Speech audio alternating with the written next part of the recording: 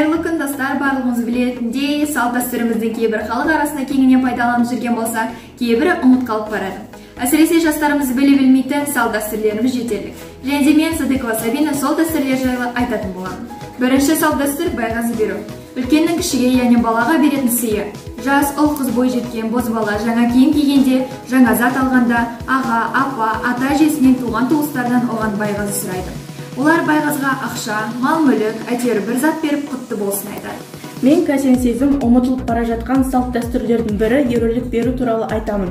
Ерулік беру дегеніміз ауылға басқа жақтан бір үй көшіп келсе, бауырларының бірі туған туыстарына жапсарлас келіп қонса, көрші қола немесе жақындары жаңа үйге ерулік деп ас пісіреді, табақ таратып қонағасы береді. Осылайша қазақтар танысын, танымасын бір-біріне бөтенсімей өз ортасына тарта білген. Мен Серік Айгерім аунату салт дәстүрі туралы айтатын боламын.